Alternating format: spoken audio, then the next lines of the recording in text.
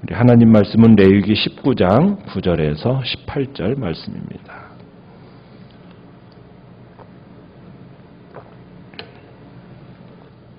레위기 19장 9절에서 18절 말씀, 9절 제가 먼저 읽겠습니다. 너희가 너희의 땅에서 곡식을 거둘 때에 너희는 반 모퉁이까지 다 거둘지 말고 내 떨어진 이삭도 줍지 말며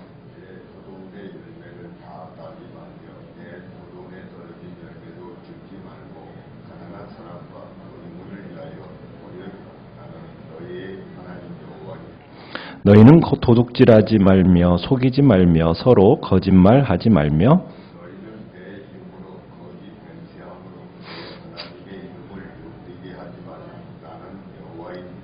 너는 내 이웃을 억압하지 말며 착취하지 말며 품꾼의 싹을 아침까지 밤새도록 내게 두지 말며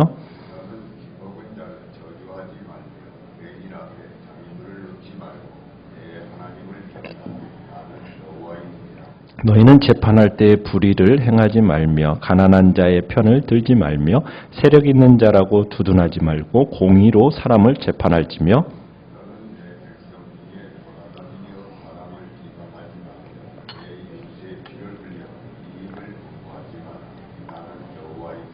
너는 내 형제를 마음으로 미워하지 말며 내 이웃을 반드시 견책하라. 그러면 내가 그에 대하여 죄를 담당하지 아니하리라. 원수를 갚지 말며 동포를 원망하지 말며 내 이웃 사랑하기를 내 자신과 같이 사랑하라. 나는 여호와이니라. 아멘. 오늘 말씀의 제목은 공동체 구성원들에 대한 충성이라는 제목으로 말씀을 나누고자 합니다. 레위기 19장은 성경 전체를 통해서 매우 중요한 장 가운데 하나라고 말씀드렸습니다. 왜냐하면 이 레위기 19장 안에는 예수님과 사도들이 신약 성경에서 가장 많이 인용한 구절이 있기 때문입니다. 이 레위기 19장의 내용을 요약하면 너희는 거룩해야 한다라는 거죠. 구원받고 어떻게 보면은 그리스도인 된 다음에 우리에게 가장 중요한 명령이 있다면 그것은 거룩해야 한다라는 겁니다. 거룩함을 추구해야 된다는 거죠. 이것을 신학적인 용어로 성화라고 말씀드렸어요. 예수님을 구주로 믿는 사람은 이제 이 순간부터 평생 거룩함을 추구하며 살아야 하는 의무를 가지게 된 겁니다. 성화의 명령, 하나님의 성품을 닮아가는 것이고 주님을 닮아가는 삶, 이것에 대한 교훈에 대한 기록이 바로 레위기 19장의 기록입니다. 19장 전체는 거룩한 삶을 위한 규례입니다. 그래서 거룩한 삶의 첫 번째 의무가 3절에서 부모 공경이라고 그랬고 그 다음에 제사장 나라에 속한 사람들의 두 번째 의무가 하나님을 경외하는 것인데 하나님의 경외하는 일을 세 가지로 정리하면 첫째는 안식일을 거룩하게 지키는 것이고 둘째는 우상 숭배를 하지 않는 것이고 셋째는 화목제를 잘 이행하는 것이라고 말씀드렸습니다. 자, 하나님의 백성으로 부름받은 이스라엘. 자, 어떤 기준의 바탕을 둔 공동체를 만들어 가야 할 건가? 거룩하신 하나님이 기대하는 공동체. 그 공동체는 세상과는 다른, 세상에서는 흔히 볼 수 있는 공동체와는 질적으로 달라야 됩니다. 그래서 오늘 본문에서 이스라엘이 이제 하나님의 공동체로서 추구하고 준수해야 할 전반적인 가치관에 대해서 정의를 하고 있어요. 그게 이제 9절, 10절을 보시면은 이스라엘 공동체의 가장 기본 바탕은 연약한 사람들에 대한 배려입니다. 자, 그래서 9절에서 이렇게 이제 명령을 하고 있죠. 추수할 때 밭의 구석구석까지 샅샅이 훑어 거두면 안 된다는 거예요. 추수하다가 떨어진 이삭, 그거 주워서도 안 된다는 겁니다. 주인이 그저 모조리 수확한 다음에 우리는 이렇게 생각할 수 있잖아요. 내가 다 수확해서 일부 기부하면 되지 않나. 그런데 율법은 그렇게 허락하고 있지 않습니다. 대신에 밭이 없는 가난한 사람들에게 적선한다. 이런 적선보다는 그들 스스로 곡식을 줍도록, 그래서 그들도 노동의 대가를 얻는 기쁨과 자부심을 느끼도록 명령을 하고 있다는 겁니다. 그러니까 우리가 율법이 참 사회적인 약자에 대한 자존심을 다치지 않도록, 그러면서 농부들과 함께 추수의 기쁨을 누리도록 참으로 얼마나 배려하고 있는지를 우리가 눈여겨볼 수가 있는 겁니다. 자, 포도를 딸 때도 어떻게 하라고 합니까? 10절에서 듬성듬성 따라는 거죠. 다 따지 말라는 겁니다. 자, 추수하다가 떨어진 과일은 어떻게 해요? 주워 담지 말라는 겁니다. 어떻게 보면은 밭 주인은 상품성이 없는 것은 그냥 포도송이든 어떤 과일이든 남겨두라는 겁니다. 밭이 없어서 추수할 것이 없는 가난한 사람들을 위해 배려하라는 거죠. 그러니까 추수의 기쁨을 함께 맛볼 수 있도록 하라는 거. 이게 이제 창조주 하나님의 뜻이라는 겁니다. 곡식과 포도 이외에 다른 것을 수확할 때도 동일한 원리가 적용되는 겁니다. 그래서 거룩한 백성은 어떤 사람이냐? 남을 배려하는 마음. 그 씀씀이가 다른 사람이다. 세상 사람들과는 그런 마음이 구별된 사람이 바로 하나님의 백성이다. 넉넉한 마음, 남을 배려하는 마음.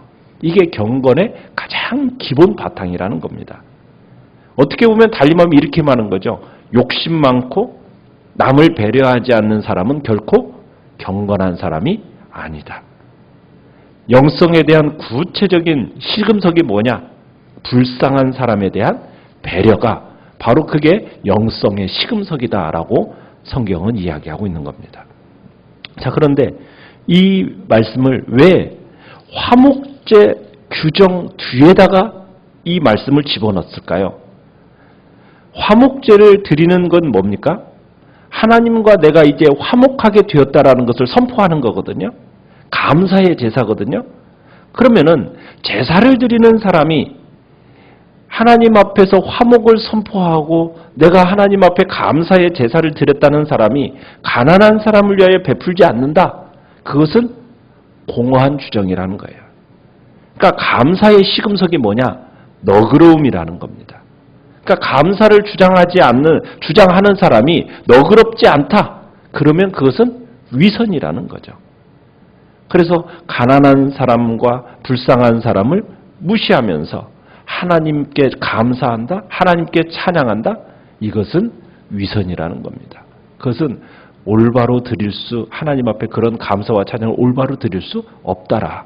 성경은 그렇게 얘기하고 있죠.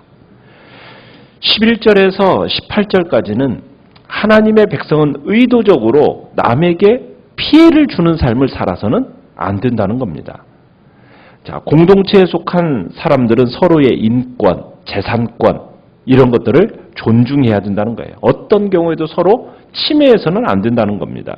그래서 11절, 12절에서 주님의 백성은 서로의 물건을 도둑질하거나 사기치거나 속임수를 통해서 빼앗아서는 절대로 안 된다. 특별히 12절에서 빼앗고 나서 여호와의 이름으로 거짓 맹세를 한다? 그렇게 하나님의 이름을 더럽히는 것 더더욱 안 되는 일이다. 왜 이런 죄를 피해야 되는가?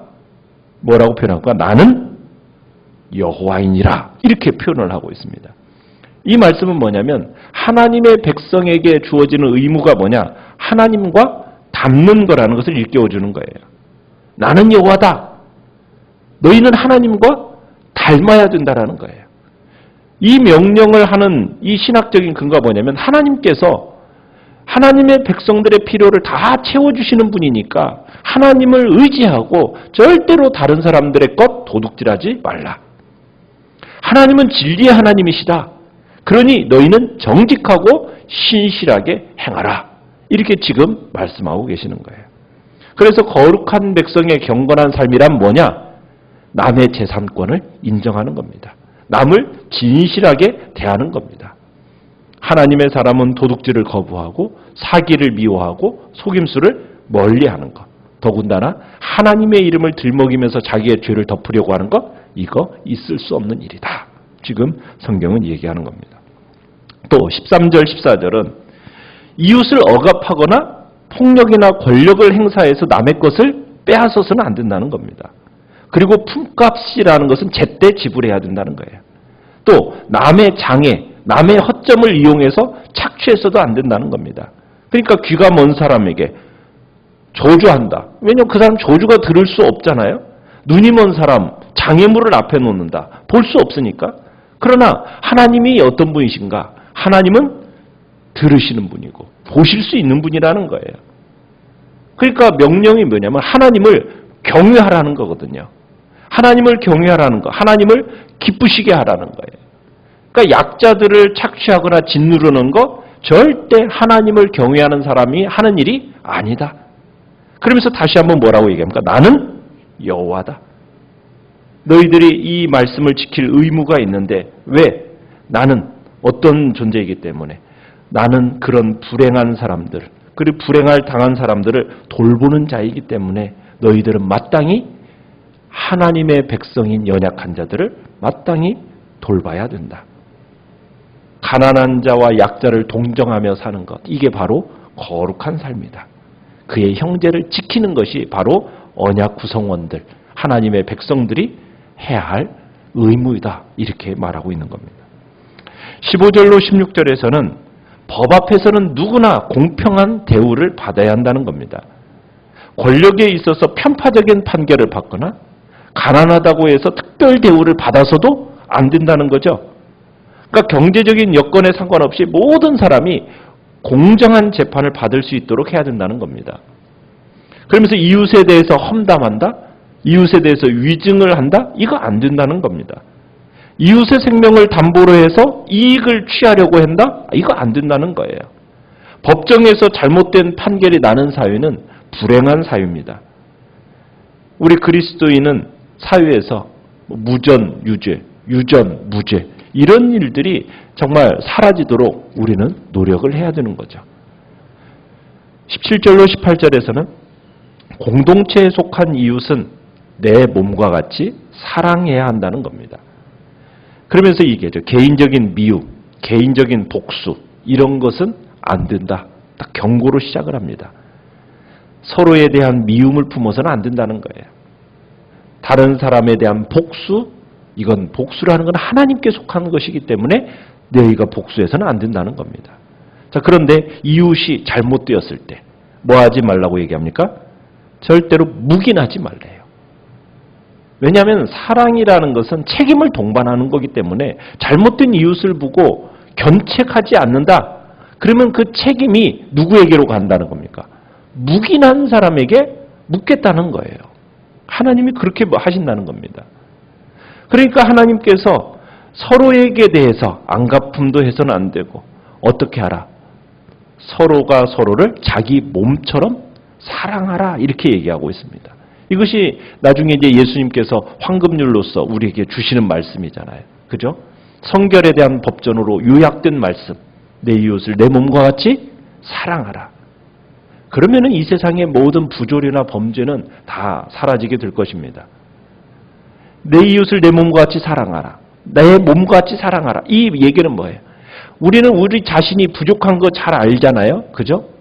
그렇듯이 다른 사람이 부족한 사람이라는 것을 우리도 보아야 되고 다른 사람에 대한 사랑의 표현은 어떻게 나타나는가? 그 부족한 것을 보고 그 부족한 것을 도움으로 나타나는 것이 사랑이다. 그러니까 서로 착취하거나 압제하지 않고 그들을 서로 도와주는 것. 예수님이 영생을 얻기 위해서 어떻게 해야 됩니까? 라고 질문했던 일이 있었어요. 그 바리새인들이나 부자가. 그랬을 때 예수님께서 이 율법에 직접 초점을 맞추면서 얘기하셨어요. 주 너희 하나님을 사랑하라. 그리고 내 이웃을 사랑하라. 명확하게 설명을 하셨습니다. 그러기 위해서 더 명확한 예를 들은 것이 선한 사마리아 사람의 이야기를 들려주세요. 자, 그 말에서 핵심을 지적하는 게 무엇입니까? 이웃이 누구냐는 거예요. 이웃이 누가입니까? 그가 만나는 도움이 필요한 모든 사람이 이웃이라는 거예요. 그죠? 사랑은 무엇이냐? 사랑은 그 도움을 채우기 위해서 애쓰는 것이 사랑이다. 이게 이제 선한 사마리아의 비유에서 주님이 말씀하시고자 하는 이야기였거든요.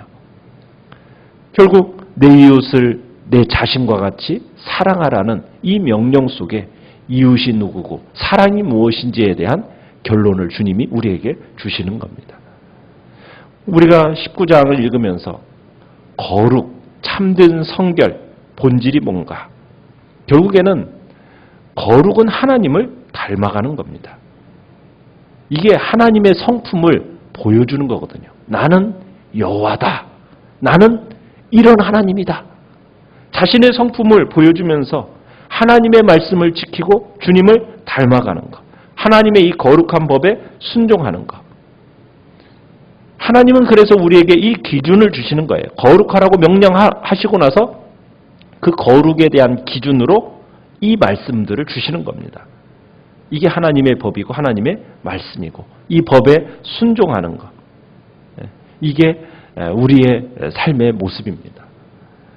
소극적으로 살아가는 것이 참된 성결이 아니에요. 뭘 하지 않는 것.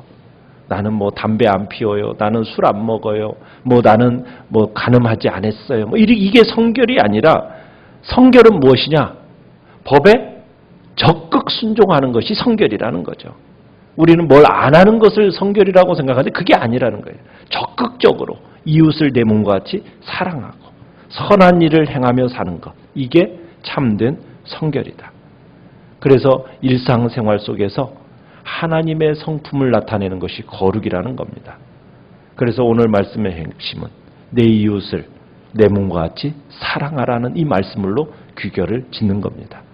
그래서 우리에게 있는 외국인도 이웃이고 나그네도 이웃이고 가난한 자도 이웃이고 심지어는 원수도 이웃이다. 예수님도 원수 같은 우리를 위해서 자신의 목숨을 주셨잖아요. 자신을 죽이기까지 원수를 사랑하신 분이 바로 예수님이셨듯이 그 예수님의 그 성품을 우리도 그대로 본받아서 이웃을 사랑하고 원수를 사랑하는 모습, 이게 거룩의 능력이요 거룩한 자의 모습이다라고 오늘 주님께서는 말씀하고 계시는 겁니다. 이 말씀을 생각하면서 오늘 한 날도 거룩한 자로 부름받은 자답게 이 땅 가운데서 거룩을 드러내고 거룩의 능력을 나타내는 복된 자리에 우리 모두가 있기를 간절히